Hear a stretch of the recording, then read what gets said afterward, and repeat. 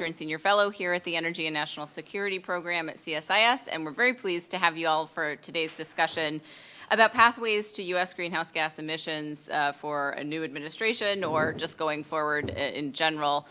Many of you know we have an election coming up. Next week we'll be done.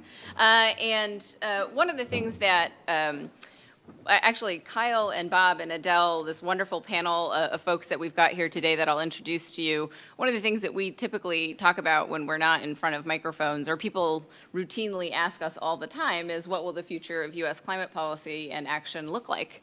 And we've been discussing it so much, we figured, well, why don't we just have a session on it so we can talk about it with everybody all at once. And so I'm actually really pleased to be able to have this particular group of people together, not only because they are deeply dedicated to the study of this issue, but they're also really nice people. And so it's fun and a privilege for me to be able to spend some time with them. We've got today with us, we've got Bob Perciasepe, who is the president of the Center for Climate and Energy Solutions. But was also at the U.S. Environmental Protection Agency for over 30 years, most recently as the deputy administrator. So he can talk about just about every one of these issues we're going to talk about today, but we've got him batting cleanup, talking about international action and state and local activity, private sector activity, the basket of things that often get sort of left out when we talk about what's happening with climate action and climate-related activity. And then we've got Kyle Danish, who is a partner at Ness Feldman and also a senior associate here in the energy program at CSIS. And he's really going to start us off today with a discussion of what are the regulatory pathways that a administration that wanted to pursue greater greenhouse gas emissions reduction could pursue. He will also address, if you don't want to pursue greater greenhouse gas emission reduction, what are your options from that regulatory perspective? And then we've got Adele Morris, who's a senior fellow and policy director for climate and energy economics at the Brookings Institute. And she's going to talk about this patchwork of climate-related markets and pricing mechanisms that we have, which we do have here in the U.S. and certainly in perhaps in the North American context as well, and where that might go over the next several years as well. So it should be a really rich and full discussion. We look forward to getting you involved. And without further ado, let's start with Kyle, and then we'll go to Adele, and then we'll go to Bob, okay? Great. Well, thank you to Sarah and to CSIS for having me this morning. It's always a pleasure to work with CSIS. So the pressure on the next president to implement new greenhouse gas policies will be almost immediate. Under the Paris Climate Agreement, the U.S. submitted an intended nationally determined contribution, the INDC, pledging to reduce the country's greenhouse gas emissions by 26 to 28% below 2005 levels by 2025. A number of studies have concluded that the policies established or sort of promised even by the Obama administration will fall short of that goal. Moreover, not many people focus on the fact that the Paris Agreement also commits the U.S. and other parties to submit new pledges by 2020 to achieve even deeper reductions starting after 2025. Yet the next president, I think, is likely to encounter a Congress that remains deadlocked on climate policy. It's not likely to establish new legal authorities to create climate policies or restrict existing ones.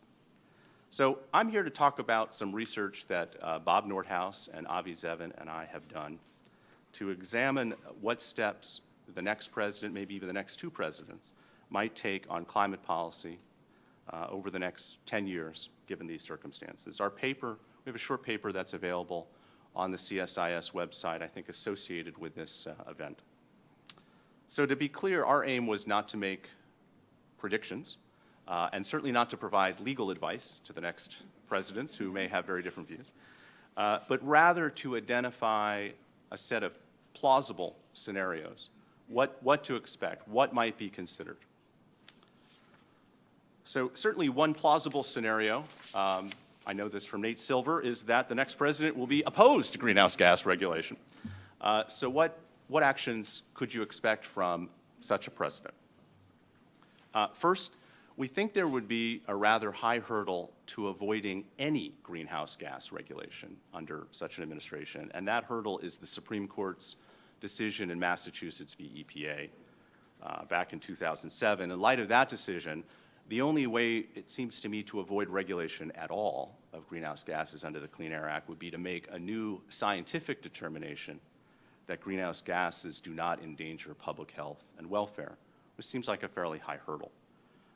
So we adopted an assumption that even a president opposed to more climate regulation would not adopt this course, but would instead seek to reverse or significantly scale back the Obama greenhouse gas regulations. This could involve changing the position of the government in the current litigation, challenging some of those policies.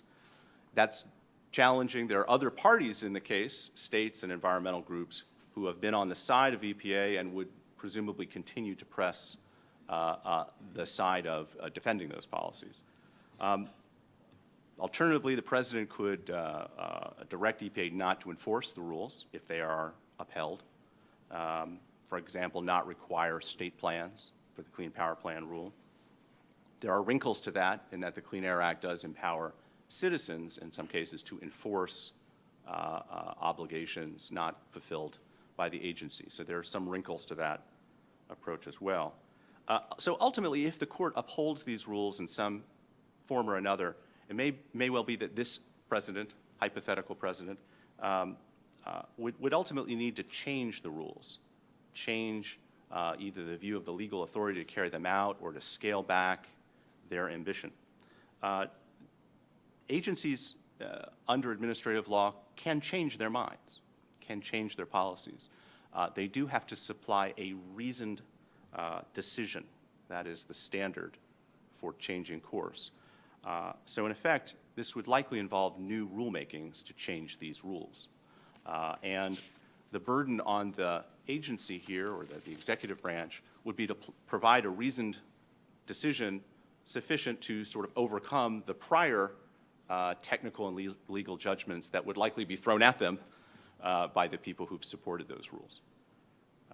And clearly there would be some litigation on that. So that's, I think, fair to say, sort of a number of year process to sort of reverse or scale back and come up with a lighter form of greenhouse gas regulation.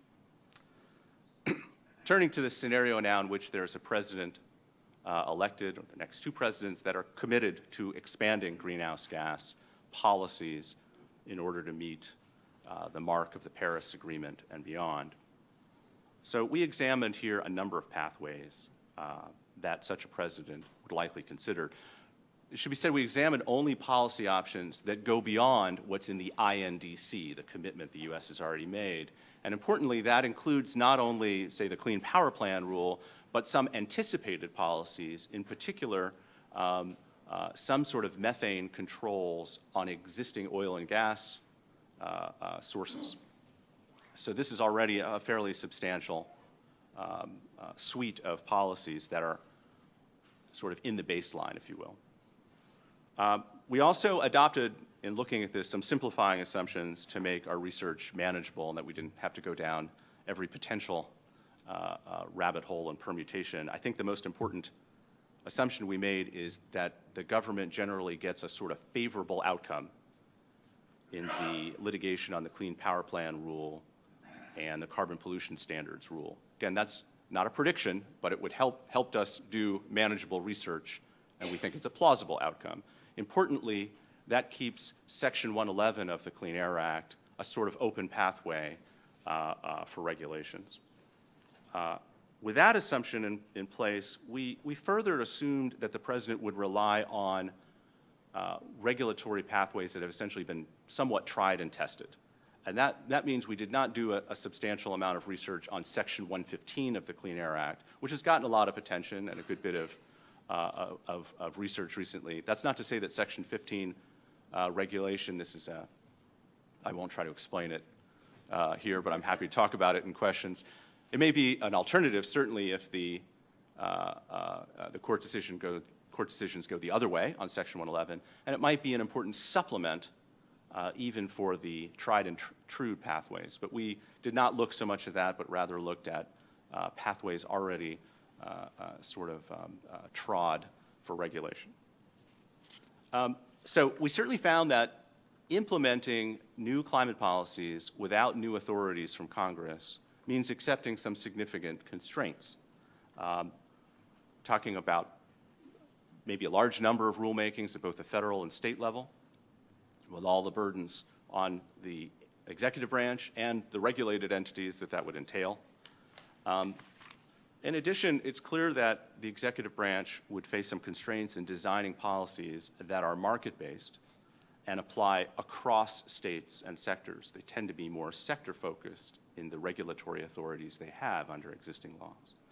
So the new policies, I think it's fair to say, and I suspect Adele may build on this point, may be less ambitious or more costly or both relative to what an optimal program enacted by Congress could achieve. And in addition, the pathways involve sort of varying levels of legal risk and strain on administrative capacity.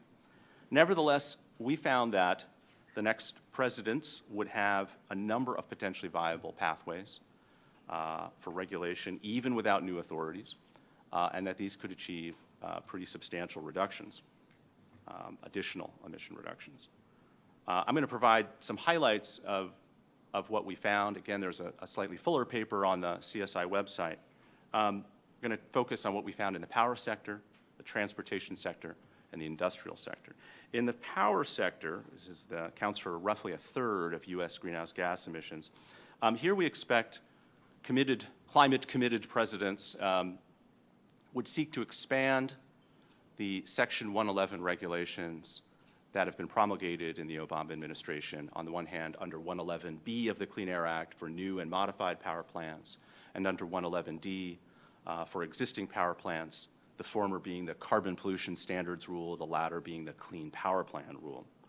Again, we adopted an assumption that these prevail in the courts.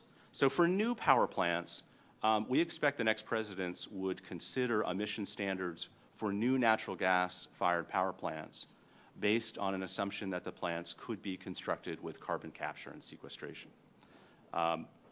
Under Section 111B of the Clean Air Act, any standard that you adopt has to be based on the best system of emission reduction that's been adequately demonstrated. To be clear, I don't think you could demonstrate right now that CCS on natural gas plants has been adequately demonstrated. That would be a reach. But if you're looking over a 10-year period, we expect that the next president would be looking closely for emerging evidence over the next decade that CCS has become sufficiently available, cost-effective, reasonably commercialized, that there would be a standard for new natural gas plants based on what could be reduced through CCS. I think that's something we would be looking for. For existing plants, we expect that the next president would consider revising the emission guidelines under the Clean Power Plan Rule, a kind of Clean Power Plan Rule 2.0. To make such a revision, it's important to recognize that the EPA would have to overcome the view of some litigants, which is being pressed right now in another context, that once you've established a 111D rule for a particular category of sources, you can't revise it. That's a one and done. So there is a legal dispute over that. Assuming they could prevail on that issue, we expect that the agency would seek to finalize a Clean Power Plan 2.0 sometime after the Supreme Court stay has been lifted on the Clean Power Plan rule. The agency would need to, in the same way as for new plants, establish that there are technical grounds for requiring more from existing power plants. And it seems to us that the most probable pathway would be to cite some of the studies that have come out on the Clean Power Plan rule that have found that it doesn't really require at this seemingly much more than business as usual for some period of time, that it has a fairly light effect on the power sector, in large measure because of continued low natural gas prices and advances in renewable energy technologies that have outpaced most expectations. So those studies are coming out in great amount and number, and we would expect that sometime after the stay is lifted, the EPA would look to those sort of standards to come up with more stringent state targets and power plant specific targets. This would have to, the timing would have to be careful here. One model, potential model for this process is what the EPA did recently when it, after the Supreme Court stay on the cross-state air pollution rule was lifted, the DC Circuit stay. EPA went back and actually made the CSIS rule more stringent in light of developments that occurred during that period of time, including new national ambient air quality standards for ozone. In the transportation sector, which accounts for roughly another third of U.S. greenhouse gas emissions, we expect that the next president would consider a number of pathways for vehicles, for aircraft, for fuels. Right now, the agencies, EPA and the National Highway Traffic Safety Administration, are already in a midterm review of the standards established for vehicles, passenger vehicles, and light-duty trucks in model years 21 through 2025. One possibility is that in that review, they identify a basis for further technology progress, and cost reduction that allow them to make those standards more stringent, and then look beyond 2025 to more stringent standards in 26, 27, and et cetera. In particular, probably looking to increase penetration of electric vehicles. Again, you could imagine over the next 10 years, your sort of least cost pathway for further reductions is further reducing the emissions profile of the power sector and pushing greater electrification of the transportation sector.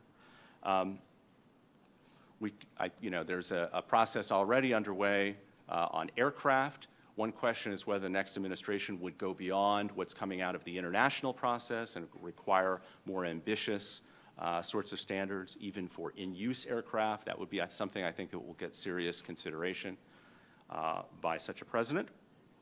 And I think there will be a further look at what could be done with fuels, perhaps if the renewable fuel standard survives and EPA has access to change it after a certain period of time in the next decade, whether they would look to add a more explicit greenhouse gas component to that program. Finally, in the industrial sector, I think it's important to recognize the industrial sector presents a more challenging emissions profile for further regulation.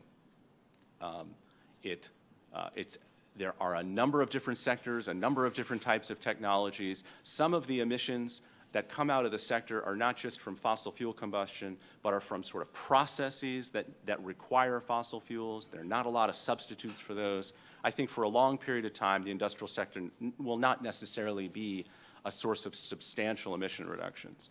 But it seems to us that one approach that may get some consideration in the next 10 years is looking at the sort of combustion equipment that's used across the industrial sector, boilers and other sorts of equipment, and looking for opportunities to require at least new equipment when that comes in to use electricity or combined heat and power in light of on-site industrial boilers and process heaters wherever that's really feasible. For existing sources, I think you're looking at sort of efficiency improvements of the type that were required of coal-fired power plants in the Clean Power Plan rule. So this sort of hybrid approach of cross-sector rules for combustion equipment and then some amount of targeted subsector attention, we think is likely the pathway over the next 10 years. Maybe more ambitious things would occur over a longer period of time.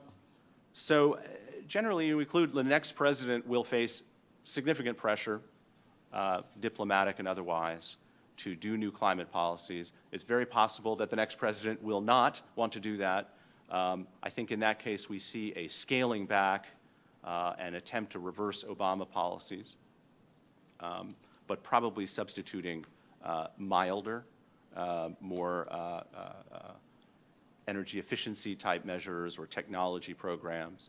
In the event of a president, or next two presidents perhaps, that are committed to further climate policies, without Congress, there is a harder path to hoe, but the pathways are available and could achieve in our view, significant emission reductions. So there's a lot to look for. I think we've identified, tried to identify what you could expect would get serious consideration under such an administration.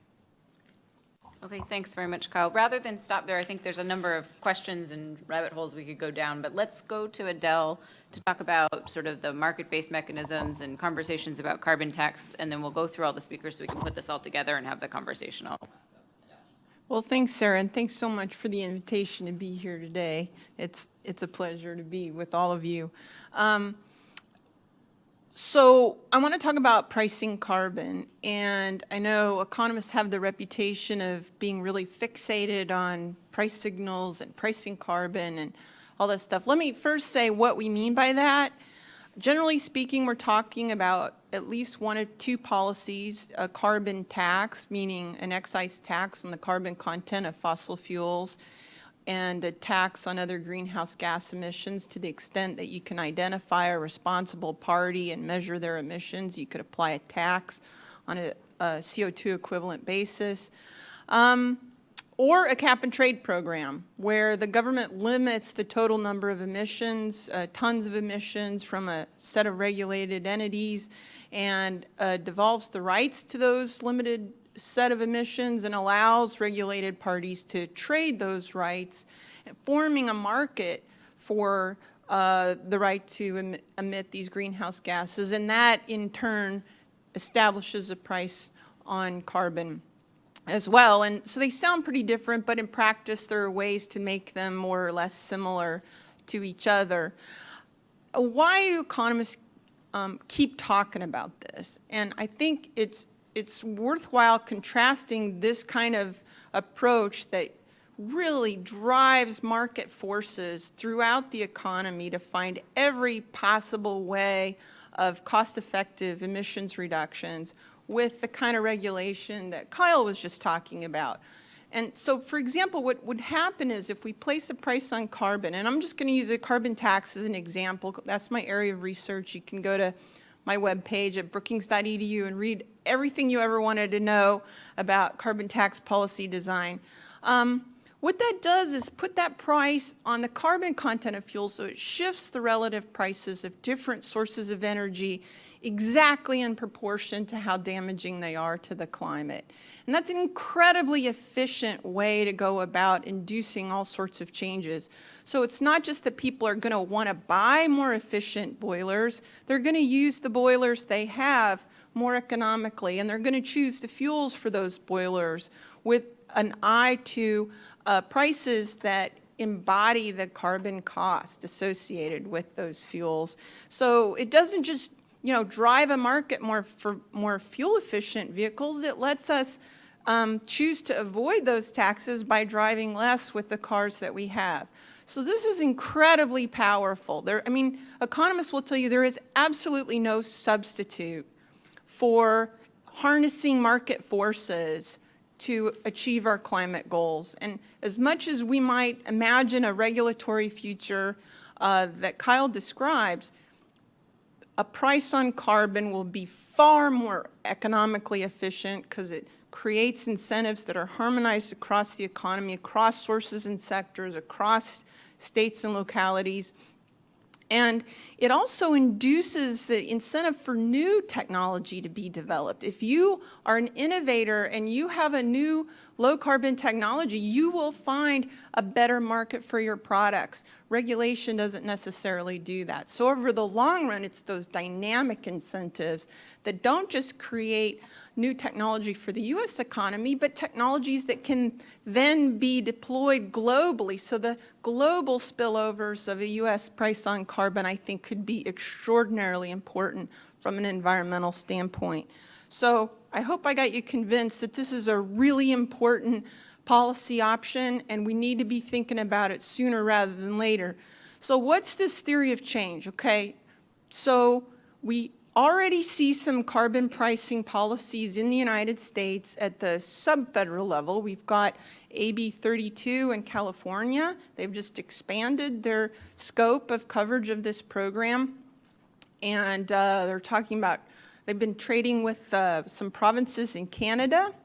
The price on carbon in California just cleared at about $12 to $13 in the last auction, so it's not super high, but it's not nothing either. We also have a regional greenhouse gas trading system in the Northeast and Mid-Atlantic states. That applies to the electricity sector there. Those states are well on their way to complying with the EPA targets on account of having made these investments and having this cap and trade system in place. Those are trading at about $4.50 per ton in that program. And then we're seeing the increase of interest in carbon pricing in Canada. They just announced, Justin Trudeau just announced a commitment to establish a nationwide carbon price in Canada implemented by provinces, or the option to be implemented by provinces, that would start at $10 per ton Canadian in 2018 and go up to $50 Canadian in 2022. So in US dollars, that's about $37.50. That's quite ambitious. British Columbia already has a carbon tax. It's up to $30 per ton Canadian, which is about $22.50 US. So there's already action going on in North America, and one can easily imagine a US carbon tax kind of taking those efforts and taking them to the next level. There are obviously carbon pricing policies outside North America, and we've learned a lot from the pros and cons of the different designs associated with those programs. So what's next in the U.S.? So if we're in a world of the current regulation or regulatory authority, I think Kyle played it out very well. I like to think we can choose a better way, a more effective way, both economically and environmentally.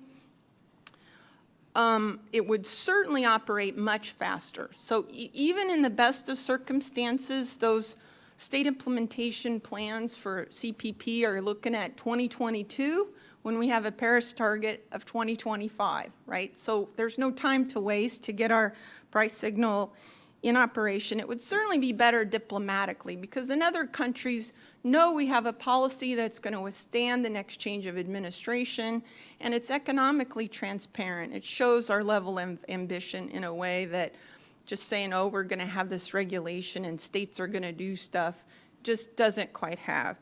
And another important feature of new legislation would be that it allows us to address the concerns of energy-intensive, trade-exposed industries that might be quite concerned that a unilateral action by the U.S., whether it's regulatory or a price signal, we don't have that scope under a regulatory system.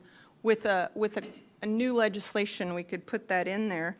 And at the same time, we would have the revenue and the resources to help coal-reliant communities and coal workers to transition to a new economic base and new careers. We don't have those resources right now without a price on carbon, and we don't have a way of protecting poor households from the burdens associated with our environmental goals, which a carbon tax could certainly do. So one possibility, and I agree with Kyle that the legislative path is challenging, but it may be the case that we have just, here's one perhaps full of wishful thinking theory of change, and it could be that, you know, if we have Democrats controlling the White House and the Senate, and the election goes badly for the Republicans, they're going to look for a win. They're going to need to show the American people they can govern, they can be productive, they've got good workable ideas. So perhaps Speaker Ryan and his team could develop a tax reform package that allows a carbon excise tax to help fund other changes in the tax system, and that could then bolster both the U.S. fiscal system and make it more efficient, but also allow us to achieve our environmental goals much more cost effectively than anything we could do under the existing authority. Great. Adele, we're going to come back and have you give your theory of change if a different political outcome happens. But we'll give you a minute to think I'll about work on that. Okay, Bob, so we've got the regulatory pathway, we've got the arguments and sort of rationale for market-based mechanisms. That's not all that's out there, though, too. So why don't you pull this all together for us? Thanks, Sarah, and thanks CSIS for holding this discussion, and great partners on the panel here. Worked with both. Adele has co-authored studies with us at C2ES on carbon taxes, so we're not liking those kinds of ideas. But today, you know, when we talk, sometimes we like to use analogies to help us get our heads around things. And one of the, we often use sports analogies, which some people like, some people don't like. So I'm going to use physics analogies today. Okay. I'm sure that everybody here is very good at physics. What if you took physics for athletes? Well, you know, that's an important thing, but, you know, if I try to merge physics with economics, which I might try to do in this 5-minute chat here, you know, and then I can just retire. So, so I know some of you, I know some of you probably remember some of this stuff, but one of the things that we talk a lot about right now, after the last 4 to 6 years or so, if I want to go back to the CAFE and greenhouse gas, we call it CAFE, but it's really grams per greenhouse gases per mile driven is the actual standard. Then we translated it into miles per gallon so that everybody can understand what we're talking about. Because if we said, you know, 0.026, whatever the number is, grams per mile of greenhouse gases, you know, and that was on the sticker on the car, people would freak out. So, so I think most people will agree that we have momentum. Well, where does that word momentum come from? That word momentum is a term in physics, and momentum is actually, there's actually an equation for it. So in physics, we can actually define momentum. Whereas, and for those of you who are into equations, momentum equals mass times velocity. Now you can see where I'm going. So how do we say we have momentum in policy? You know, how it's a little harder to define, but let's give it a show here. You know, we have Paris, the Paris Agreement, the International Civil Aviation Organization, which has been mentioned already within the last month or so, has come to a global agreement for the aviation industry to cap emissions. You know, obviously there's complexities to it, but let's just use that for simplicity. The Montreal Protocol is being amended by the Kigali Amendment that looks at phasing out HFCs after we phase them in to deal with the ozone, upper level ozone. And so all of these things happened in less than a year. And then on top of that, the Paris Agreement actually came into force within 12 months of being agreed to by the world. And note that word force. That's a term that's in physics also, isn't it? You know, so we have the Paris Agreement in force, we have all these other international agreements, and so I'm going to say that when it comes to climate change and momentum, I think in a policy perspective, we actually know it when we see it. We may not have the equation, but we know when we see it. But we can probably make some analogies here. So, and there's also, I think, Sarah and the rest, no doubt that the United States played an important role in making some of these things happen, in urging people and other countries to do the ratifications of the Paris Agreement, to come together on these other international agreements. There's no doubt about that, and the role of our domestic work has an important place in how the United States has the ability to bring along other members of the international community. In fact, you know, that diplomacy, backed by the mass and velocity of things going on in the United States, has enabled the United States to have influence with places like China, where they do study physics, and other countries. I mean, so I'm equating the amount of work we're doing and how quickly we're trying to do it with mass and velocity, and how that equates to some momentum. And so here, we don't have yet an act of Congress, a single large force applied to this momentum equation, a large mass. We have lots of smaller masses that we're using, whether they're different sections of the Clean Air Act or different state-level activities that are putting market mechanisms in place that Adele just outlined. And so, and all of this, I want to add, is backed by the Supreme Court of the United States, not just in Massachusetts, but also in Connecticut versus AEP, where they actually said the EPA has the authority to regulate greenhouse gases under Section 111D.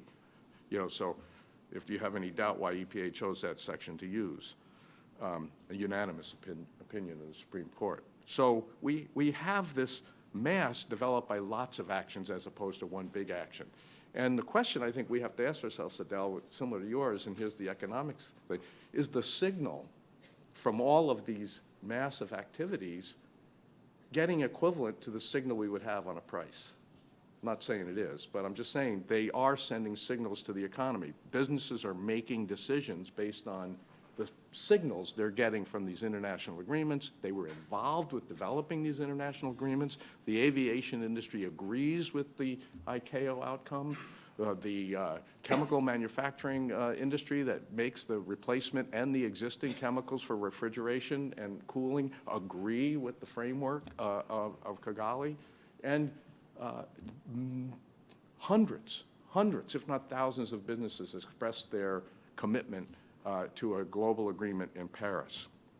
So we have this momentum. And so let's talk about the states and the locals. Adele already mentioned RGGI and California, but at the state level or at the city level, cities have been percolating on this for quite a while. They've been providing some mass to the policy momentum.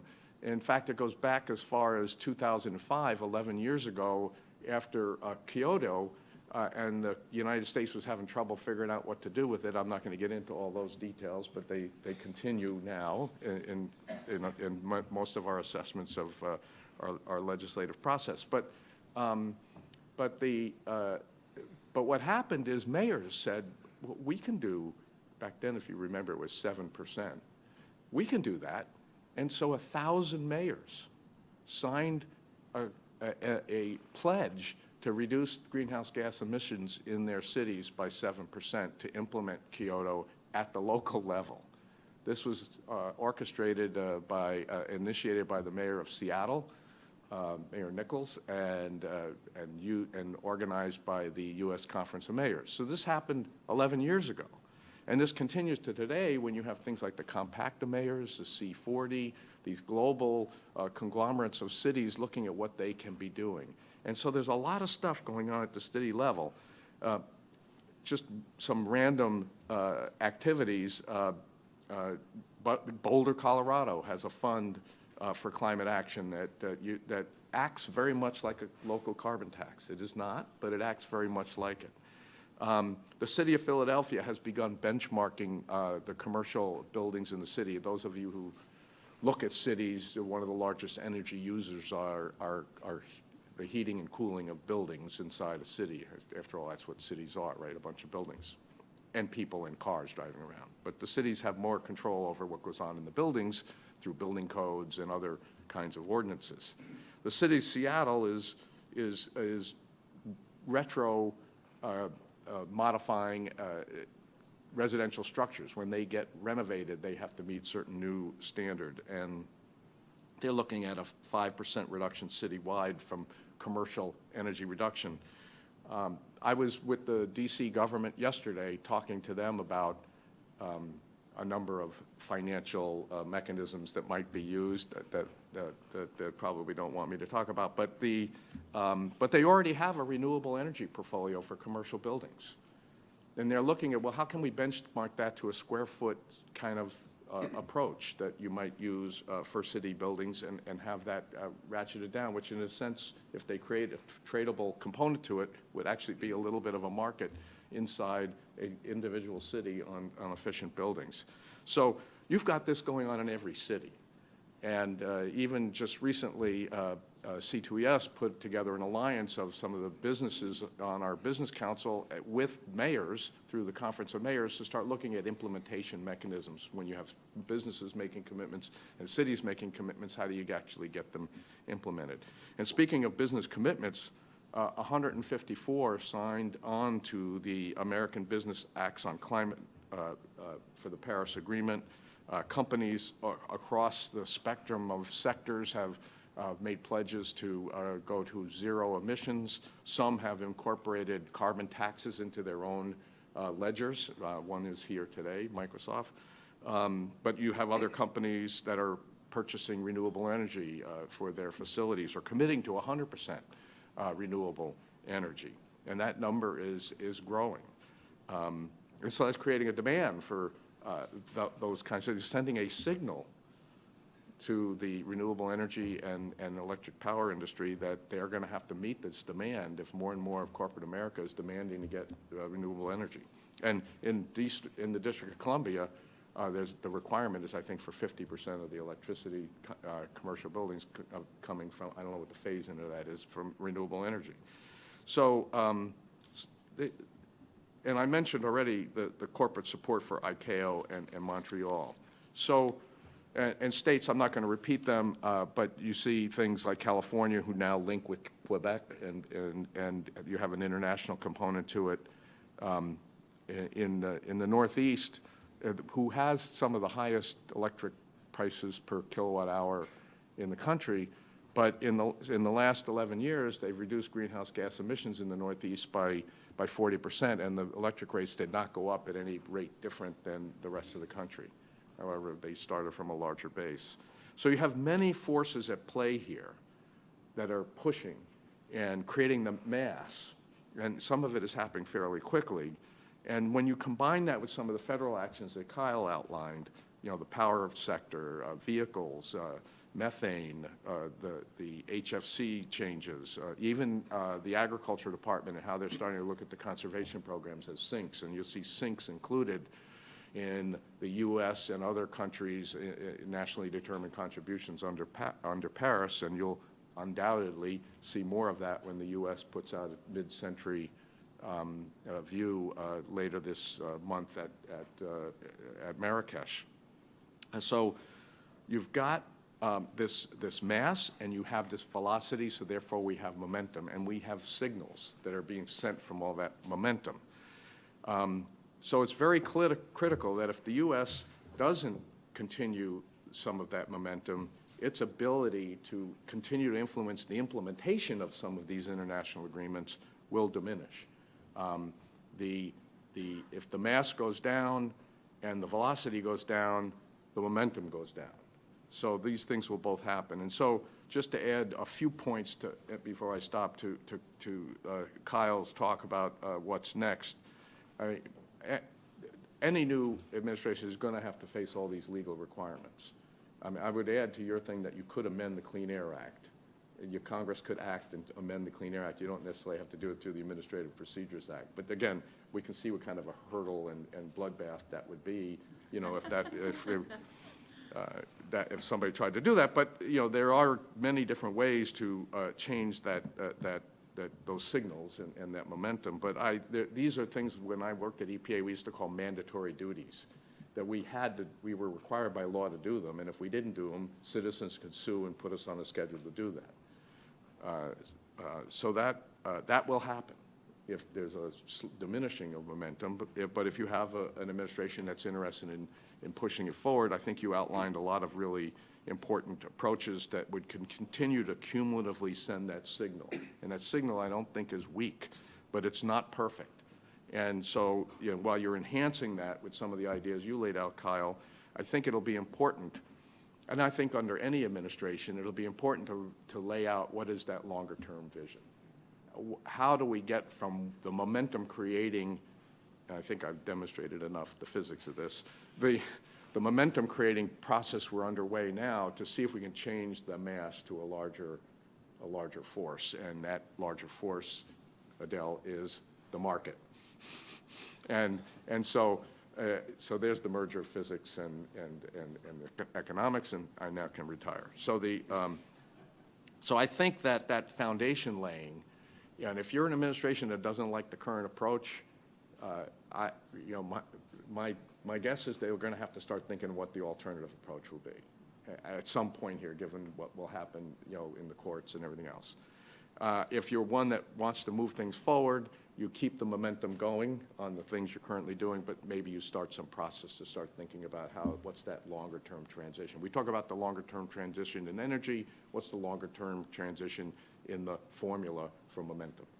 And so then there's plenty of ways to go about doing that. My view is that it'll have to be bipartisan, and that we'll have to have some larger consensus on how to get it done. So I'll stop there. But I think there's plenty of signals in the economy right now. They're just not the most efficient signals. Okay, that's fantastic, and physics was hard for me. And so I'm glad that you stayed with a relatively simple equation. And it was very illustrative too. So thanks for that. I want to stay on the idea of momentum for a second. I'll go through a couple of questions and then open up. We have a very informed audience, and I know they'll have a lot of really good questions, so I want to get them into the discussion. But Bob, let's stick with momentum for a second, because one of the, I think, realities of a longer-term vision on climate change is that we need lots more momentum, not less, right? And so one of the questions that I know all of us get from time to time is, if you have an outcome where federal action to reduce greenhouse gas emissions goes away, does this momentum that you're speaking about from all of these other places dissipate, right? What are the chances? What is your sort of opinion about whether or not that action dissipates? Or do you actually have a chance of seeing the opposite happen, right? So the idea that federal pathways for reducing greenhouse gas emissions may be shut down and or more difficult, and you actually see an acceleration of momentum from these multitude of subnational entities and or the business community. You talk with all of these players, so I think you're as good a person as any to sort of opine on whether or not you see under that situation momentum dissipating or actually a chance of it expanding. This is I've condemned myself to do this now that I started this with the mass versus velocity, times velocity. But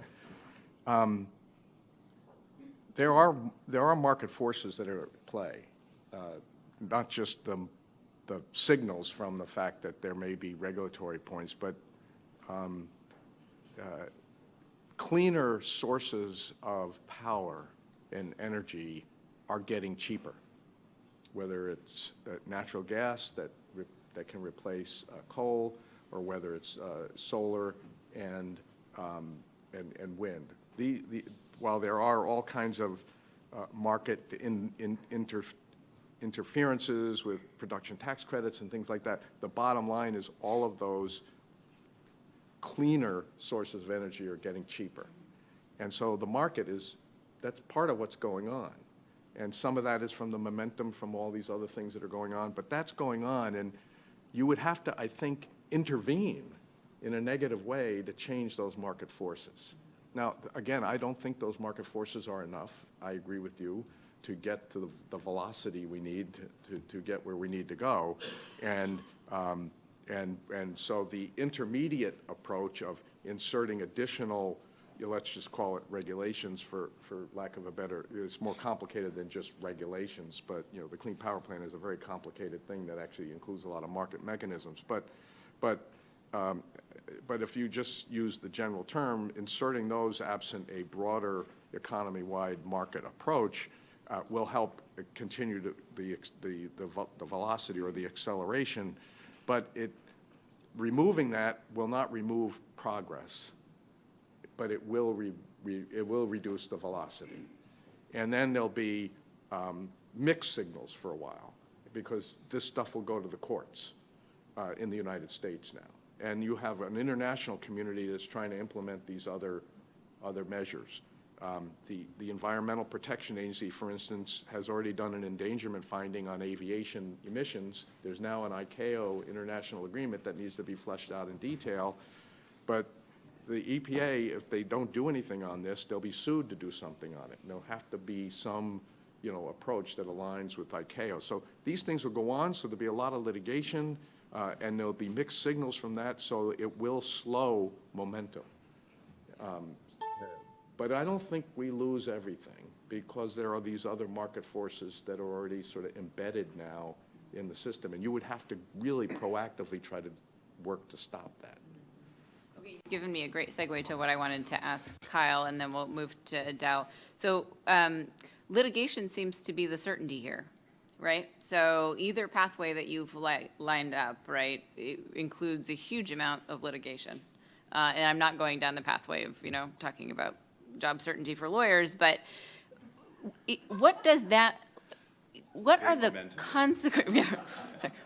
consequences of that type of outlook, right? So if one were to assume that either pathway that we'll be pursuing, whether one that it looks for greater greenhouse gas emissions on the pathways that you've outlined, or another one where you're trying to roll back some of these policies or constrain them, is one more serious than another, I suppose, in terms of the easy way to address this question is in terms of greenhouse gas emissions, right? So you probably have a very different outcome in terms of greenhouse gas emission reduction under those two different pathways. The other question is investment certainty, right? I mean, those are the two things that you can really think about affecting by having this regulatory process, or the ability to build infrastructure, do all of those sorts of things. What do you think are the consequences of the sort of litigious process under each of those two different scenarios?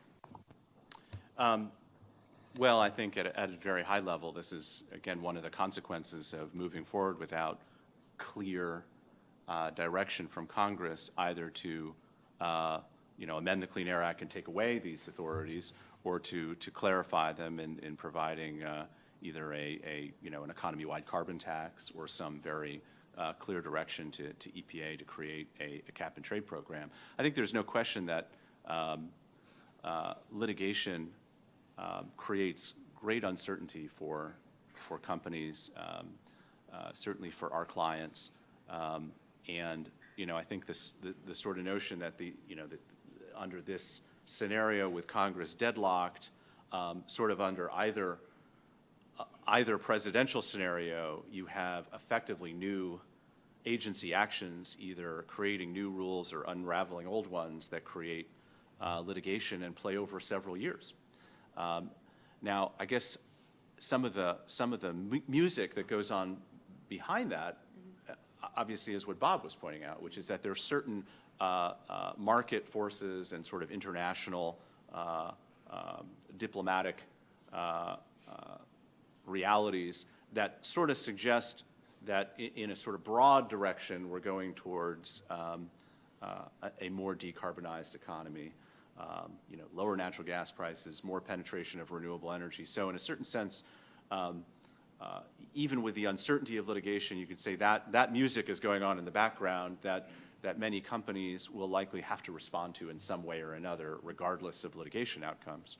But there's no question, I think, that litigation creates uncertainty. I mean, one question, I think, is whether some of the litigation that's underway on, for instance, the carbon pollution standards rule and the Clean Power Plan rule will provide some precedent one way or another that will establish, like, so for instance, I guess I'm assuming that one way or another we will learn whether EPA can use Section 111D at all to regulate existing sources of emissions that are also regulated for their toxic emissions. That's sort of a threshold issue in that case that presumably will be resolved one way or another. So there will be some, from this current spate of litigation, somewhat greater certainty about the extent of EPA's authority under the Clean Air Act, and maybe some greater certainty generally about, and this is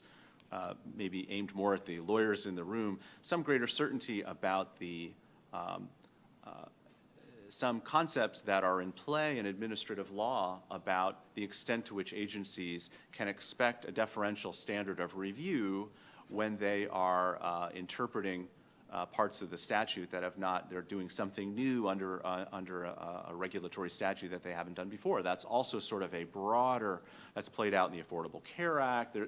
So more sort of certainty in that area of the law will also probably have an effect on the extent to which you could expect the agencies under either presidential scenario to have some leeway to do what they want to do.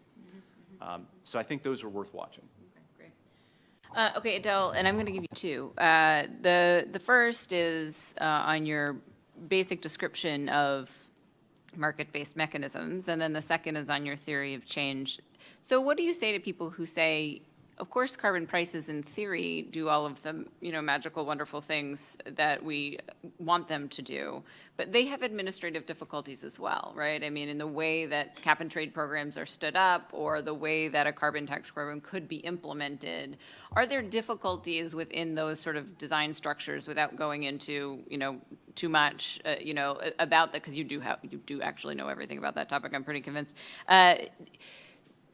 What do you say to people who say it isn't quite as easy or effective as as the sort of economic theory suggests, and therefore think that going and opening up that box would actually add a whole bunch of things in it that we don't necessarily want? And then two, on your theory of change, you often hear discussion of like a grand bargain, right? One where we exchange an economy-wide carbon price through X, Y, or Z mechanism, whether it's tax or cap and trade is different, in exchange for these regulatory mechanisms. And what I find is interesting, and I think everybody has an opinion on this, is whether that's even plausible, right? Whether you would actually get that sort of wholesale switching out of policy approaches to climate change anytime in the near future in the U.S., and where you sort of see that could actually happen or believe that it fundamentally couldn't. Well, thanks. And so I'm going to take your questions and also kind of respond to some of the things that Kyle and Bob have said. To an economist, there's nothing more massive than the American economy. There's nothing more dynamic than the deep and liquid capital markets that can be deployed to the benefit of the environment. So when we think about what we need to do to achieve our environmental goals, it just is madness not to exploit those tools. $10 trillion plus in consumption each year, more trillions of dollars in investment in government spending.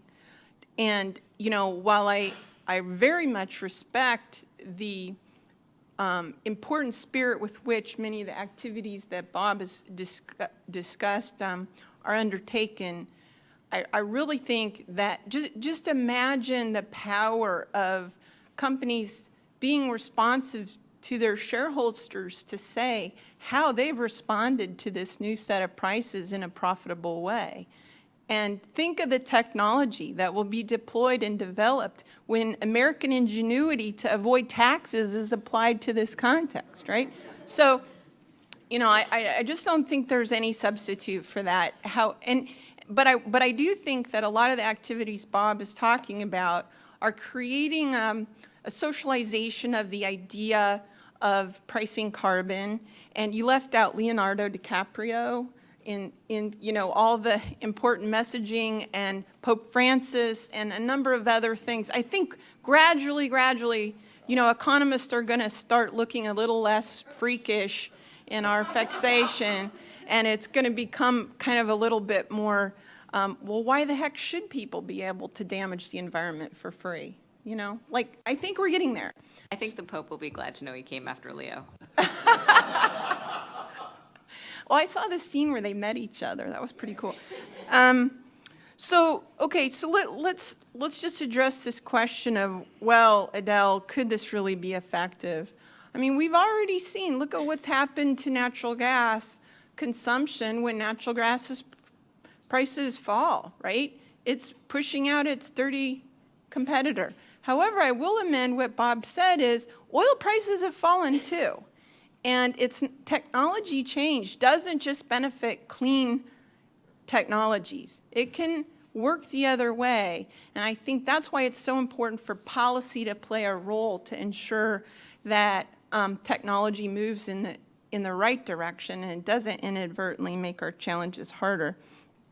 there is ample evidence that demand slopes downward, and I'm not going to, go through it here. But to those, I would say in the environmental community who are very concerned about giving up Clean Air Act regulation for a price on carbon of uncertain results, I'll just say a few things. First of all, there's a lot of space between total revocation of all authorities under the Clean Air Act and, complete sustaining of the existing authority. There's a huge window there, and there's lots of things you can do to maybe suspend the process till we see how a tax works, to transition out the existing authority when we see that it works, having backstop authority, all sorts of, middle ground there. And I would also say, look, in the best of circumstances, which I think Kyle outlined, we're talking about an extremely protracted policy process.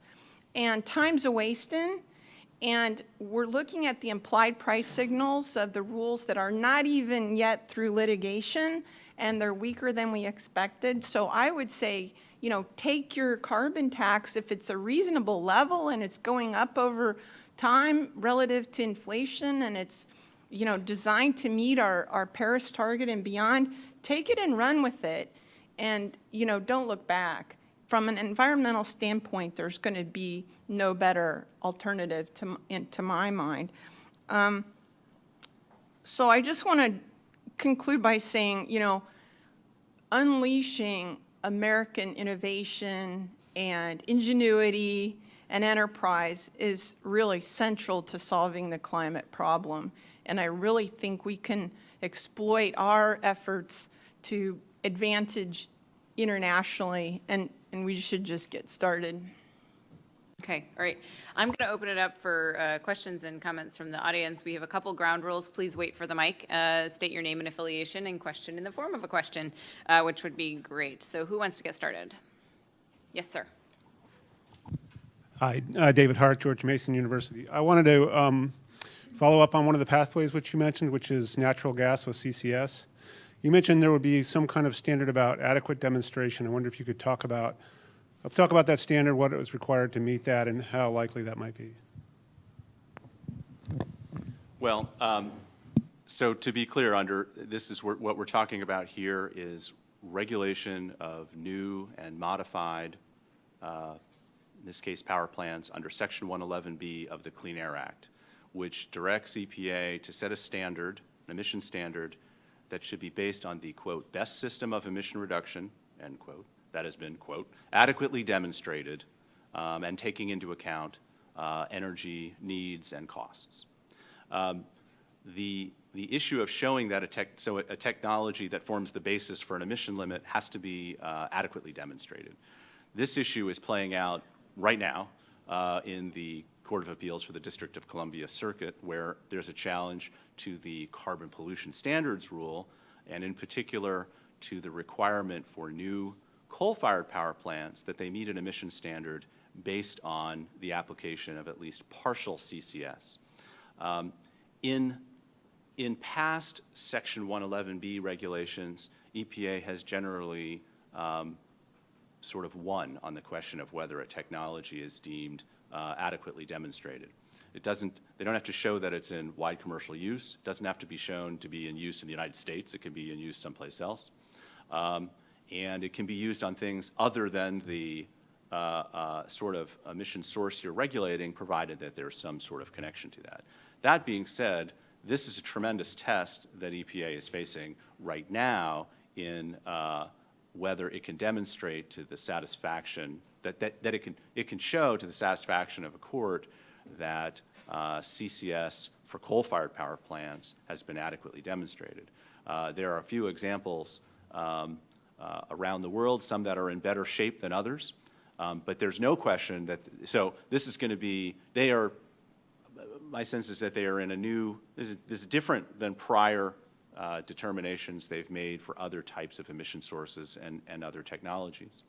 So the question then would be, if they prevail in making that showing, they've provided sufficient evidence in the carbon pollution standards rule for coal-fired power plants, will they eventually be able to make this sort of demonstration for new, I'm going to say new, not modified, new natural gas-fired power plants that CCS is adequately demonstrated for use on natural gas plants? I would say today, I don't think they could make that demonstration.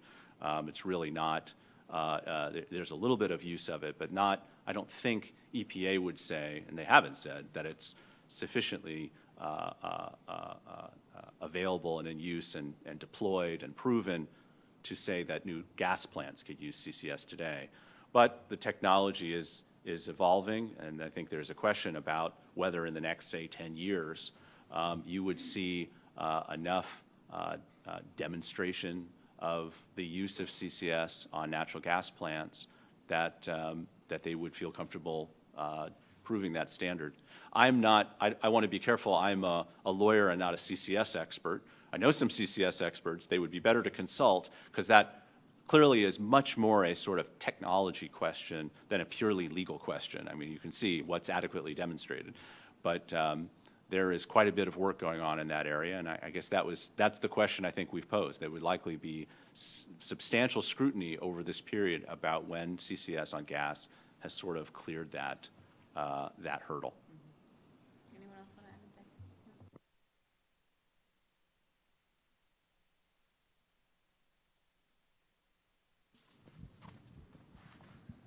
Hi, Michelle Patron, Microsoft. Thank you all for a great presentation. I have a point to follow up on with Bob's presentation and then a question, just to give everyone here a little bit of color in terms of the corporate renewable procurement.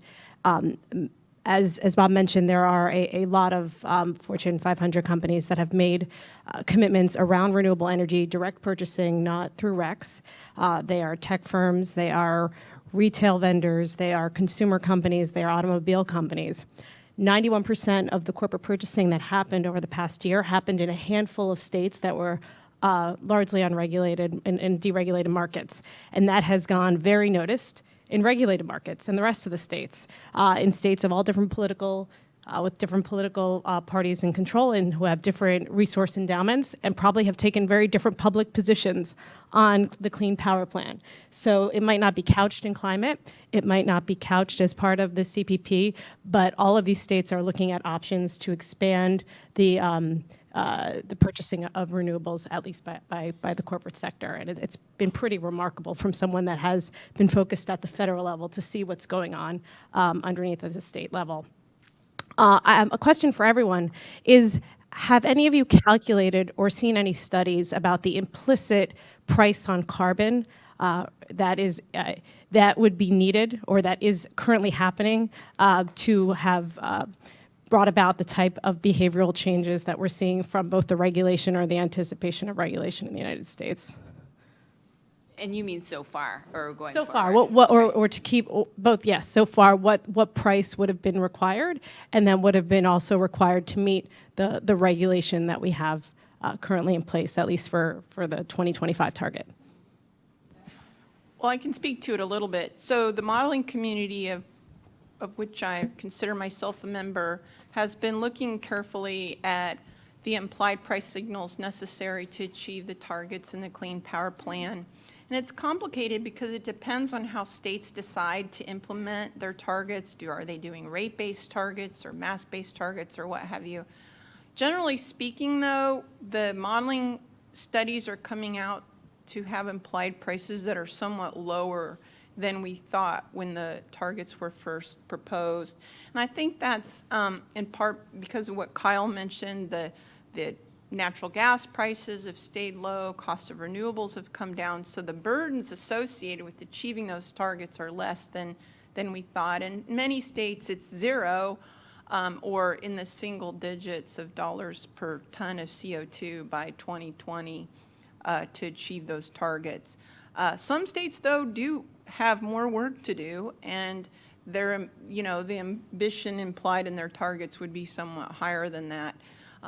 But as you can guess from an economist, I would say it makes no sense to be abating at $20 a ton in one state and $0 a ton in another state. I mean, that's just an inefficient way to go about doing it. So it suggests, just when you look at those maps of the estimated price signals, you think, okay, that That just does not make sense. And that's only one sector. And then when you have more source categories added, and then also with 50 states with different targets, it just starts to look like a economic tutti frutti and makes no sense even further. I can't speak directly to the modeling that would make the national economy achieve the Clean Power Plan or even the Paris agreements, but I think there's a number out there that we used in the federal regulatory process and cost-benefit analysis and the regulatory impact analysis called the social cost of carbon. And there's a whole bunch of calculations and stuff that Adele may know more about than I do, that although I went to too many meetings on it when I was in the government, but it sort of tries to take into account the how much it costs to use the air to do this, and then you would put that price onto the use of the air of carbon, and then in theory, everything that Adele said is in terms of market forces would start to come to play. We've done some work at city levels where we looked at what would happen if a city had a goal and they just used the social cost of carbon and try to factor it into surcharging on commercial building, just looking at commercial buildings, and it was not enough. It was not enough. I think there's a lot of dynamics here. It's not just what is the price, but what is the future of the price. Is the price going to go up over time under some kind of defined process? I think you, Adele, used that, there's the sticker shock debate that goes on. Do you start at the highest price that will make things change, or do you start and say, someday that's going to happen, so start doing your planning? So I think, using another physics term, and I won't get into the time-space continuum here, but the idea of a continuum is really important to think about on all of these things, whether it's, for instance, the continuum from purely market approaches to doing this to purely regulatory approaches. We're in neither one of those places, probably never will be in either one of those places. The question is, can we move down the continuum closer to get the full economy working on this, as Adele pointed out? And I think we're moved down it a little bit, but the issues of coal and natural gas and carbon capture and storage, a price on carbon will make those technologies evolve a lot more quickly than they're currently evolving. And they're going to be needed if we're going to get to deep decarbonization in the middle of the century. We're going to absolutely need that technology. So a price will help that go faster. What's going on now, and I should have mentioned this in my thing about corporate responsibility, and what the corporations are doing is they're being responsive also to their customers. And we have demand. We switched from landlines to cellular phones over about a 15-year period, and there was no federal mandate to do it. It happened because consumers wanted to do it, and it can happen very quickly if consumers want it. Here, we're it's not a personal thing, it's kind of removed, but consumers are looking to their companies they do business with to be responsible, and I think that there's a response going on there as well, particularly to the consumer-oriented companies. So many of these forces have moved us down that continuum. Consumer demand for things is obviously a market force. But how to get to that bigger end. I want to, now that I'm talking, I just want to say one more thing about litigation. I'm trying to remember when the Affordable Care Act was passed. Oh, I remember, it was 15 minutes before I was confirmed. So, Christmas Eve, 2009. I was the last bit of business that day. So I feel personally responsible, and I'm so sorry. But my point is, has the litigation stopped on that yet? All right. So the fantasy that Congress will pass a carbon tax or some other large, mass to deal with this issue, and that there'll be no litigation the first time the Treasury Department does the rule and how the rebates or the credits or whatever else can get constructed or whatever, I think it would be foolhardy to think there won't be litigation.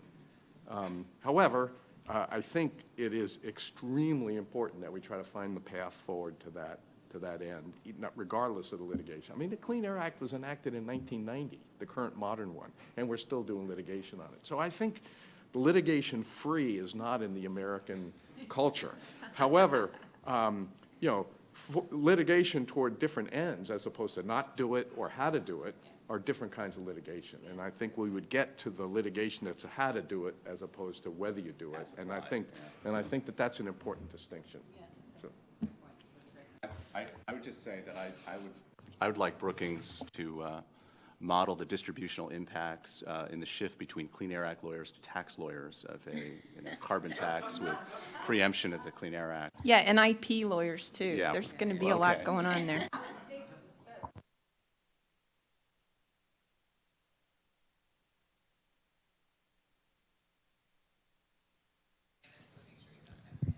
Hi, Andrew Dowdy, independent consultant. Question I have, and I love the carbon tax idea. I mean, I think that's a great way to go. Obviously, we may go to regulatory structure. But in an imperfect world, let's say we go down either path, and all of the parties, the Paris Climate Accord, don't exactly keep up their end of the deal, which I would say is highly likely. How do we protect American industry, American consumers, from unfair competition abroad? I mean, what do we impose a tariff on countries that don't take equal action, or do we, put some kind of regulatory restrictions on them? Okay. And hold on one second, we're just going to group them together. And we'll take Evan up here. Thanks, Evan Fury, Statoil. Carl, this may be one for you, but could equally be for anyone else. Around what room is there under NEPA reviews to further restrict, if you like, particularly around oil and gas licensing, if you take into account life cycle greenhouse gas emissions or something like that? Is there more that can be done around, addressed towards the sector when you look at the way NEPA can be enacted?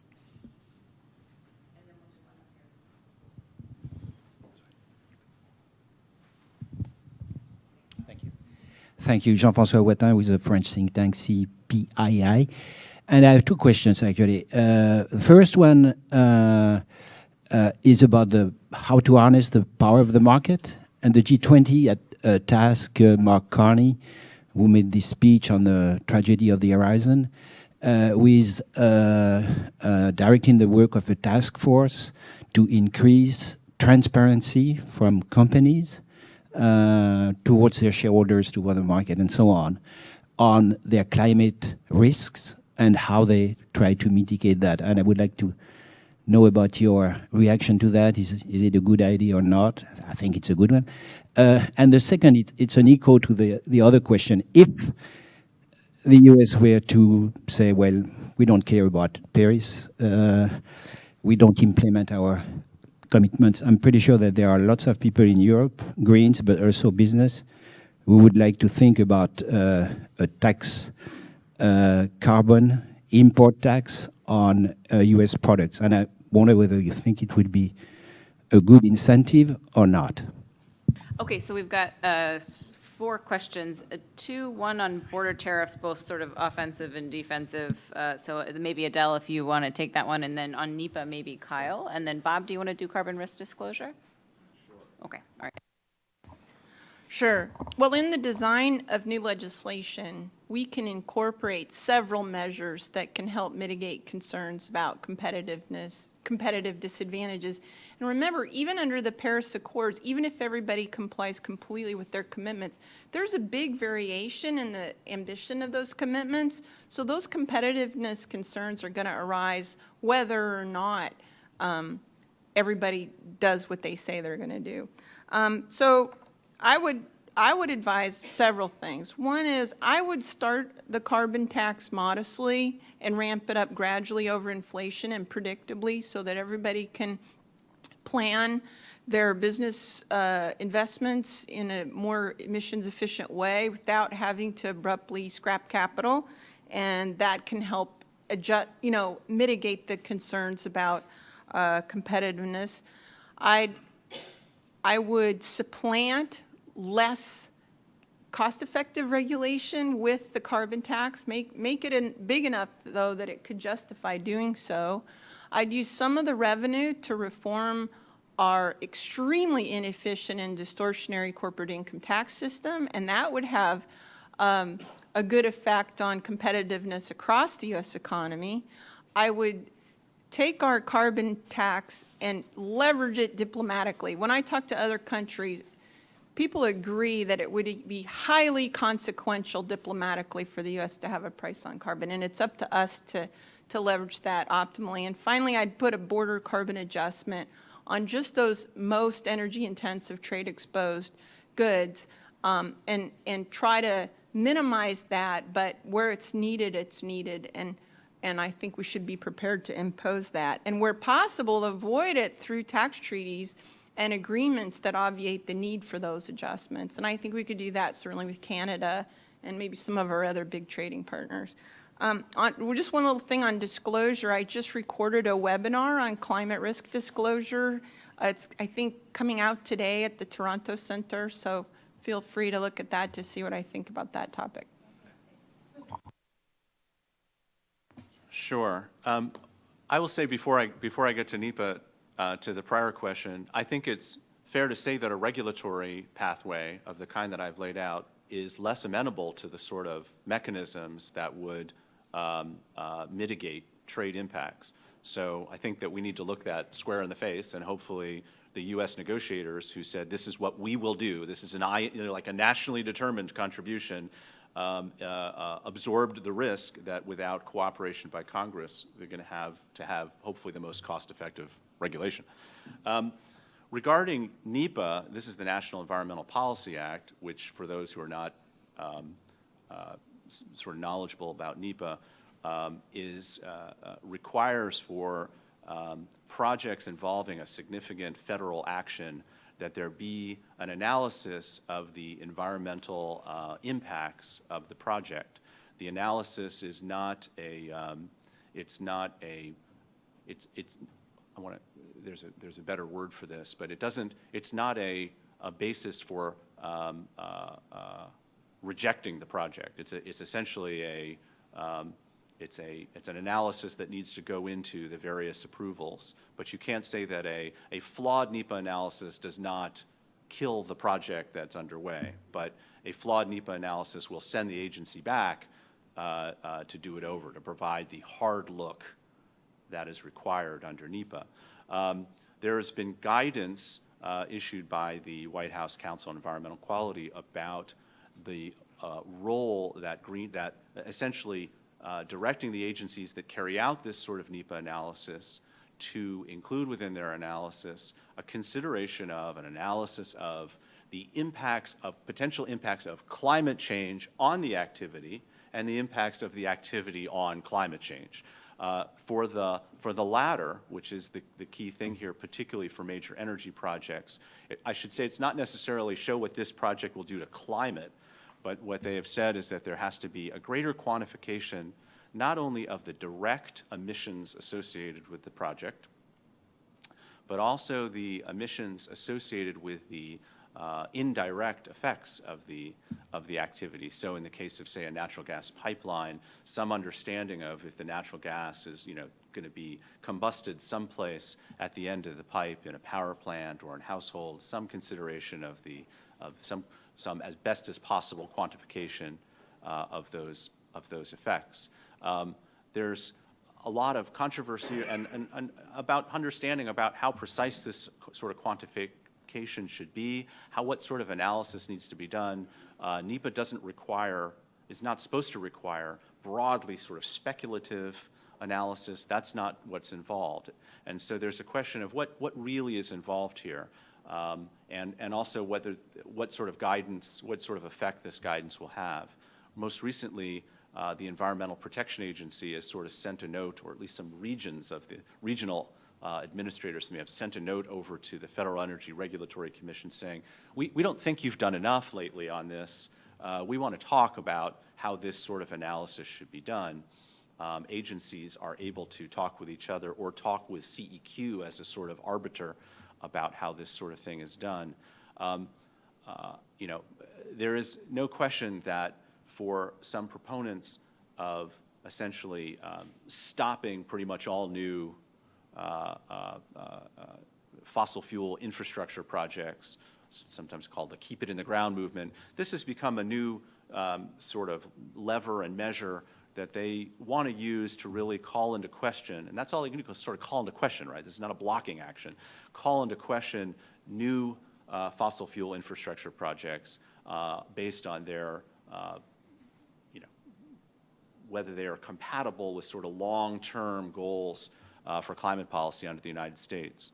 So I think this is how this new guidance is used and how it's further defined. Particularly, this is another question for the next administration. Where would you expect one president or the other president to go in using this particular tool? I mean, I would think that most economists would say that sort of looking very carefully at infrastructure projects and then deciding, well, this one shouldn't happen because of the effects out to 2050 is not a sort of efficient climate policy relative to something that actually prices emissions, right? Rather than sort of picking and choosing among different infrastructure projects around the country.